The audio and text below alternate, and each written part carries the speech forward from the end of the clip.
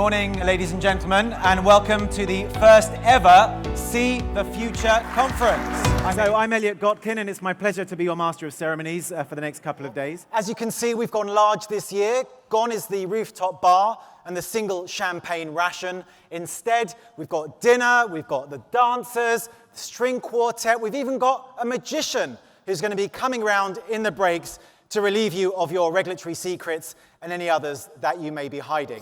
Now, I'm sure you all go to lots of conferences.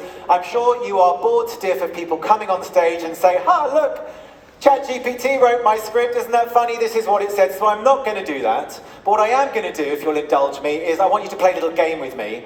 So if I say something that you think was written by generative AI rather than me, I want you all to shout out, AI, just like that. So let's just try that all together one time. So when I say something that you feel is written by generative AI, you all shout, AI. Excellent. You all sound like you come from the north of England, which is equally wonderful. Okay, so for example, if I say AI is the talk of the town and the heart of countless debates, it's like that mythical creature that combines the brains of Einstein, the speed of Usain Bolt, and the social skills of an introverted penguin, you would say, excellent. And then if I were to say, and so today we're going to be looking at the potential for generative AI to transform everything from investing to the way companies do business to the way we work, you would say? AI. No, you wouldn't say anything. I wrote that. Come on.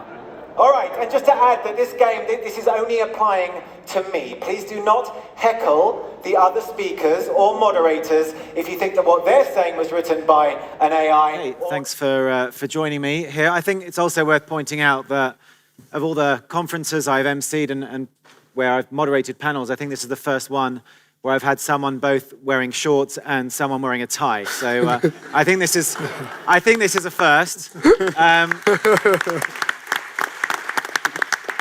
Now, despite its size, the UAE last year was the world's biggest source of global remittances after the United States. Expats sent back more than $40 billion last year.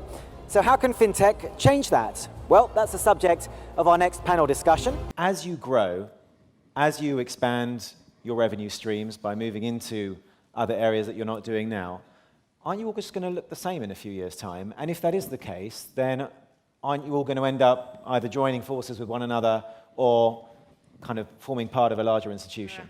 Anyone else?